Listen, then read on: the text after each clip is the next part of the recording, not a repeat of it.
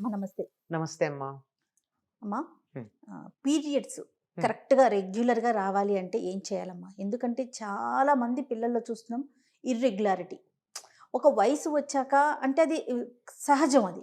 కానీ చిన్న చిన్న పిల్లల్లో కూడా 20 నుంచి చూసుకుంటుంటేనమ్మా, ఎవరితో మాట్లాడినా నాకు 2 మంత్స్‌కి ఒకసారి పీరియడ్స్ వస్తున్నాయని, హెవీ బ్లీడింగ్ అవుతుందని, లేకుంటే అసలు బ్లీడింగ్ అవ్వట్లేదని. ఇలాంటి సమస్యలు ఎక్కువగా చూస్తూ ఉన్నాం. నేను నేను అనుకున్న ఒక రీజన్ చెప్తాను.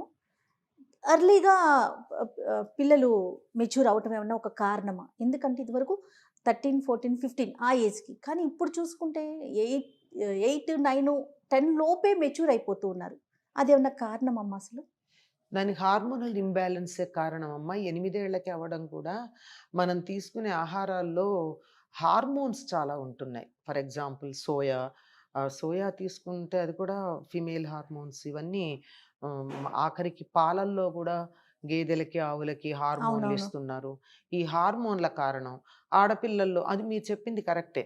ఆడపిల్లల్లో తొందరగా మెచ్యూర్ మెచ్యూర్ అయ్యే అవ్వటం. లక్షణం. మగపిల్లలకేమో గడ్డాలు, మీసాలు రాకపోవడం. ఆ! కనపడుతున్నాయి కదా! చాలా అవునవునవును. మందికసలు రావట్ల. ఆ! అసలు ఫుల్లుగా ఉండేవాళ్ళు చాలా తక్కువ. అందుకేనేమో ఇలా ఉండండి అని జెప్పి ఇప్పుడు పెద్ద పెద్ద వాళ్ళందరూ గడ్డాలు పెంచుకుంటున్నారు. మాలాగా ఉండండిరా అని. లేని వాళ్ళకి ఆదర్శం అనిపిస్తూ ఉంటుంది నాకు. ఇదంతా కూడా ఈస్ట్రోజన్ అనేటటువంటిది బాగా వీళ్ళు తీసుకునే ఫుడ్‌లో ఉండడం వన్ ఆఫ్ ద రీజన్స్ అమ్మా. దానివల్ల లావుగా కూడా ఉంటారు. హ్మ్. పిల్లలు లావెక్కుతున్నారని చెప్పి వాళ్ళు బాగా లావుగా ఉండే ఆహారాలు పెట్టడం వాటన్నిటిలో ఈస్ట్రోజనే వన్ ఆఫ్ ద రీజన్స్.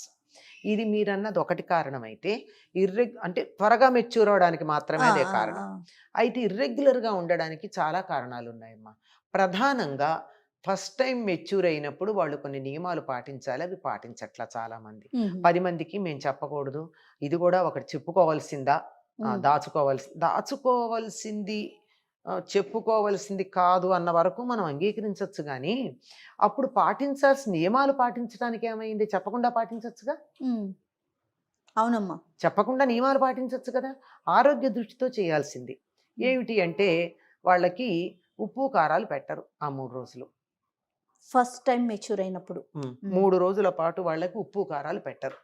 ఎందుకంటే ఉప్పు, కారాలు బాగా ఉన్నటువంటి ఆహారం గనక తీసుకున్నట్టయితే దాని తాలూకు మొట్టమొదటిసారి హార్మోన్స్ విడుదలవుతున్నాయి గదా! అవును. వాటిల్లో డిస్టర్బెన్స్ ఉంటుంది అని. ఆ! హార్మోన్స్ ఎప్పుడు తినే ఉప్పు, కారాలు బట్టే కదా! స్పైస్ బట్టే అవునవును. కదా! హార్మోన్‌ల అవును. డిఫరెన్స్ వస్తూ ఉంటుంది. కోపతాపాలు అవన్నీ గూడా. హ్మ్. అట్లాంటిది ఆ టైంలో పెట్టకపోవడం. వాళ్ళని వీలైనంత రెస్ట్ ఉండేట్టుగా చూడడం. అందుకే కదలకుండా కూర్చోమని చెప్తారు. కదలకుండా ఉండాల్సిందే కదా! అవును. ఆఖరికి టాయిలెట్‌కి కూడా దూరంగా వెళ్ళకుండా దగ్గరలోనే ఇవన్నీ చేసేవాళ్ళు. చేయడం.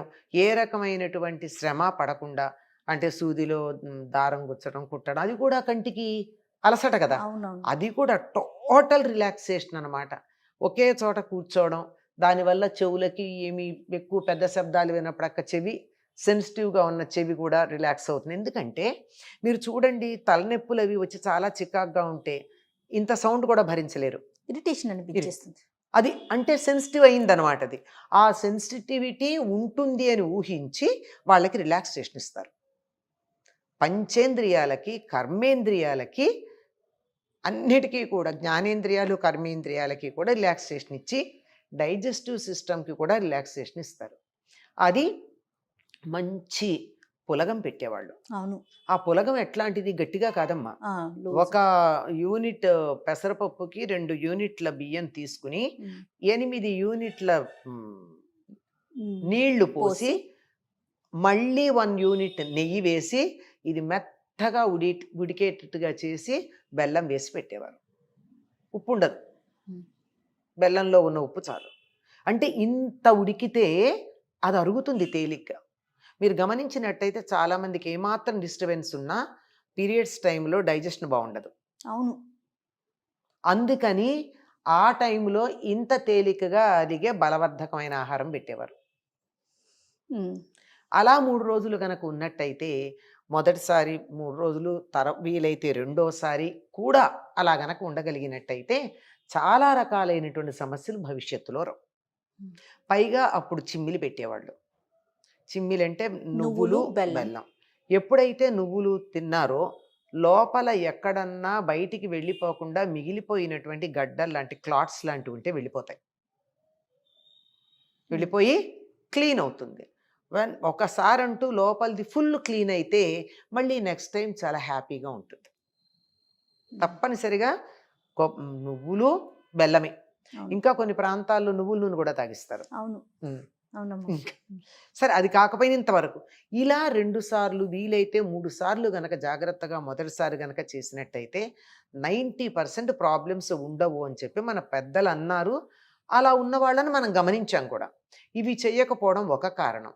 ఆ తర్వాత ఆ సమయాల్లో ఇష్టం వచ్చినట్టు తినడం, ఏముంది ఇది మామూలే కదా, దీని గురించి మనం పట్టించుకోవాల్సింది ఏముంది అని చెప్పి ఇష్టం వచ్చినట్టు ప్రవర్తించటం. అంటే ఆ సమయంలో రెస్ట్ కావాలమ్మా, శరీరానికి విశ్రాంతినివ్వాలి, శారీరకంగా మానసికంగా విశ్రాంతి ఇవ్వాలి.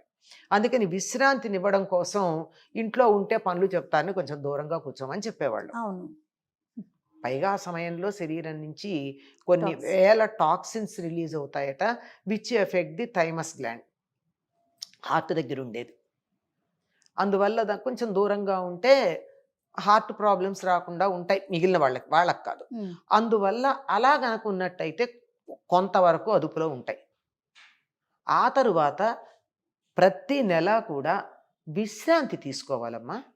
విశ్రాంతి తీసుకోవడం, ఆహారం కూడా తేలికగా మరీ కారము పచ్చళ్ళు అలాంటివి కాకుండా వీలైనంత వరకు తేలిగ్గా అరిగే ఆహారం తీసుకుంటూ గనక ఉన్నట్టయితే 90% రాదు.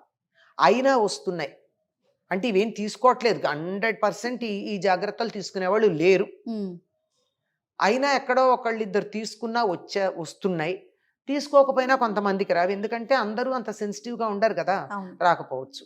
వాళ్ళకి రాలేదు నాకెందుకు వచ్చింది అంటే, వాళ్ళు ఇప్పుడు ఇంతమంది కరోనా వచ్చింది కొన్ని లక్షల మందికి, కొంతమందికి రాలేదు. ఎందుకు రాలేదు అంటే వాళ్ళకి రెసిస్టెన్స్ ఎక్కువ ఉంది, ఇమ్యూనిటీ ఉంది.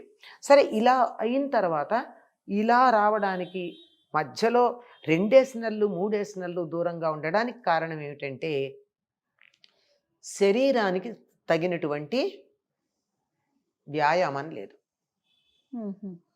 కూర్చున్న చోటు నుంచి కదలరు. ఆఖరికి టీవీ ఛానల్ మార్చాలంటే కూడా రిమోట్.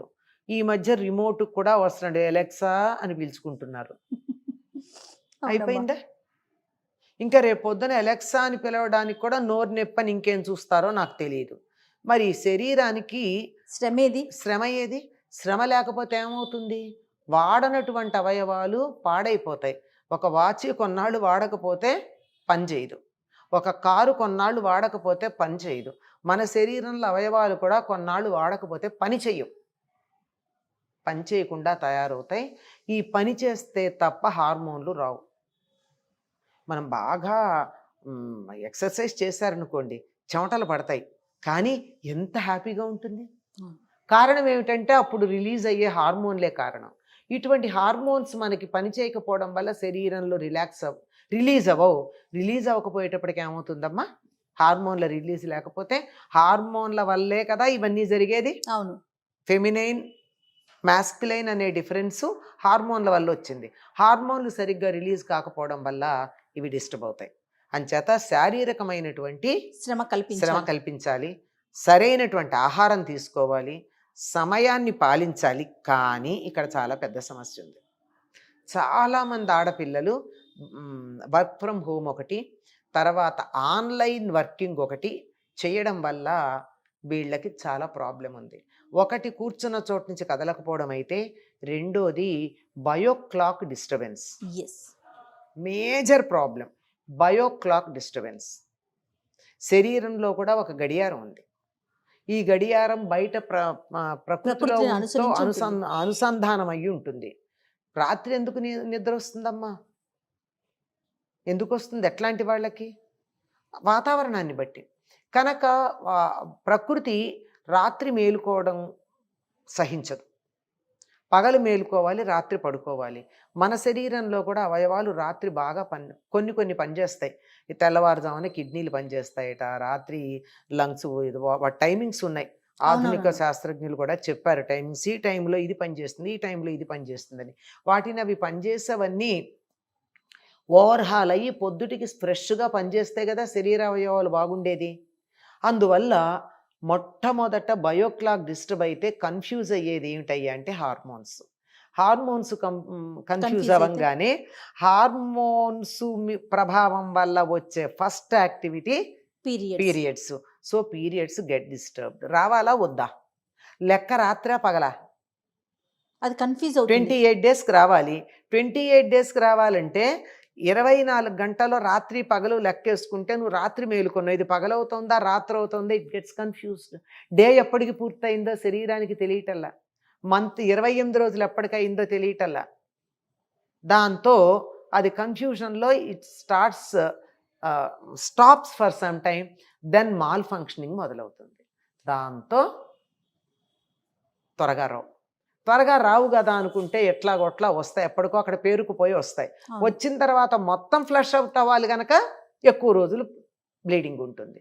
దాంతో రకరకాలైనటువంటి ప్రాబ్లమ్స్. ముందు మొట్టమొదట కనపడేది disturbed periods, next disturbed mind, depression, distress, ఇలాంటివన్నీ తర్వాత వస్తాయి. చాలా ఇది. నేను ఒక ఇన్సిడెంట్ చెప్తా, యాక్చువల్ ఇన్సిడెంట్ చెప్తా. 4 నెలలు అమ్మాయికి పీరియడ్స్ రాకపోతే తల్లికి డౌట్ వచ్చింది, ఈ పిల్లకి పీరియడ్స్ రాలేదేంటి అని. చాలా అనుమానపడింది. పాపం ఎక్కడ అమ్మాయి ప్రవర్తనలో తేడా కనపట్టల్లా. ఎలాగ డాక్టర్ దగ్గరికి ఎట్లా తీసుకెళ్ళాలి ఆలోచిస్తుంది. అనుకోకుండా జ్వరం వచ్చింది, తల్లి అదృష్టానికి జ్వరం వచ్చింది. జ్వరం వస్తే జ్వరం ప్రకారం హాస్పిటల్కి తీసుకెళ్ళి, దక్కర్లేదమ్మా పారాసిటమాల్ వేసుకుంటానన్నా, ఇదొక ప్రిటెక్స్ట్ తీసుకెళ్ళింది. తీసుకెళ్ళాక డాక్టర్తో ఏదో మాట్లాడుతూ, అమ్మ ఈ నైట్స్ బాగా మేలుకుంటే కూడా ఇలా వస్తుందా అని కావాలని అది అలా లంకి మాటల సంబంధం పెట్టాక ఆ డాక్టర్ 1-2 అడిగి, అమ్మాయి నీకు ఎన్నాళ్ళు అయింది పీరియడ్స్ వచ్చి? యాక్చువల్ జరిగిన ఇన్సిడెంట్ చెప్తున్నాను నేను. 4 months అయింది అంటే వెంటనే డాక్టర్ ప్రిస్క్రిప్షన్ రాసింది, స్టాప్ ద జాబ్. జ్వరానికి జాబ్కి సంబంధం ఏమిటి? నేను చెప్పాను, నా మాట మీద నమ్మకం ఉంటే మానేయి, నీ పీరియడ్స్ అడ్జస్ట్ అవుతాయి, తర్వాత నీ ఆరోగ్యం బాగుంటుంది అని. పాపం అమ్మాయి కొంచెం మంచిది కనుక తల్లి అనుకుంది, నా కూతుర్ని నేను అనవసరంగా అనుమానపడ్డాను, 4 నెలలు పీరియడ్స్ రాలేదేంటి పిల్లకని అనుమానపడ్డాను, అయ్యో అని తన పాపం మనసులోనే క్షమాపణ చెప్పుకుంది. ఆ అమ్మాయి పీరియడ్స్ జాబ్ మానేసింది. 1 weekలో పీరియడ్స్ వచ్చాయి. నెక్స్ట్ మంత్ ఎగ్జాక్ట్లీ 28 daysకి వచ్చాయి. This is incident I have seen with my own eyes. ఆ తల్లి కూతురు నాకు తెలుసు. మరి ఇది పీరియడ్స్ డిస్టర్బెన్స్ అన్నదానికి ఇంతకన్నా గొప్ప ఉదాహరణ చెప్పాలని అనుకోవటల్లా. కరెక్ట్ అమ్మా. సో బయో సిస్టమ్ మనం ఫాలో అవ్వాలి. అమ్మా బయోక్లాక్ ఉంది కదా, అది దాన్ని ఫాలో అయితే 120 ఏళ్ళు బతుకుతాం. అంటే ఈ ఉద్యోగాలు చేసేవాళ్లే కాదమ్మా, మరి మా అమ్మాయి ఉద్యోగం చేయట్లేదైనా డిస్టర్బెన్స్ ఏంటి అని అడిగే వాళ్ళు ఉంటారు కదా. అమ్మాయి ఎప్పుడు పడుకుంటుందో చూడండి. ఎప్పుడు పడుకుంటోంది? అర్ధరాత్రి దాకా మేలుకుంటోందా? ఉద్యోగం చేయట్లేదు కానీ అమ్మా టీవీ చూస్తుంది. మేము టీవీ కట్టేస్తే సెల్ ఫోన్లో చూసుకుంటుంది సీరియల్స్, లేదా ఇంకేవో ఉంటాయి కదా చూస్తాయి, లేకపోతే చాటింగ్, ఏదైనా. మేలుకోవడం అన్నదే ప్రధానం. అది నువ్వు ఉద్యోగానికి కోసం మేలుకున్నావా, చాటింగ్కి మేలుకున్నావా, టీవీ చూస్తున్నావా, ఇంకేదైనా వర్క్ చేస్తున్నావా, నీ సొంత పని అయినా చేసుకోవచ్చు. ఇలా గనక చేసుకుంటే ఎప్పుడో ఒకసారి it doesn't make much of a difference. కానీ రెగ్యులర్ బేసిస్ మీద కనుక అయినట్టయితే అవుతుంది. ఈ రాత్రి తెల్లవార్లు మేలుకోవడాలన్నది చాలా చాలా ప్రమాదకరమైనటువంటి ప్రాబ్లం అమ్మ. అది అన్ని రకాలు, డైజెస్టివ్ సిస్టమ్ మీద పనిచేస్తుంది, లివర్ మీద పనిచేస్తుంది, కిడ్నీస్ మీద పనిచేస్తుంది. రాత్రిపూట యాక్టివ్గా ఉండి ఓవర్హాల్ అయ్యే శరీర అవయవాలన్నింటి మీద పనిచేస్తుందమ్మా అది. అందువల్ల మేలుకోవడం ప్రధానం. దేనివల్ల అన్నది వేరే మాట. ఈ జాగ్రత్త కూడా తీసుకోవాలమ్మా. జాగ్రత్త. అమ్మాయికి రెగ్యులర్గా పీరియడ్స్ రావట్లేదంటే రోజు 10ంటికి పడుకోబెట్టండి. ఓవర్ బ్లీడింగ్ అవుతోంది అంటే బ్లీడింగ్ అయినంత కాలం పులగం మాత్రమే పెట్టండి, ఉప్పు కారాలు లేకుండా. లేదంటే పాలన్నం పెట్టండి, పులుపు లేని మజ్జిగ అన్నం పెట్టండి, ఉప్పు కారం తగలకుండా. ఆ 3 రోజులు 4 రోజులు అట్లా పెట్టి 2-3 నెలలు చూడండి, రెగ్యులైజ్ అయిపోతాయి. సూపర్. నమస్తే అమ్మా. నమస్తే అమ్మా.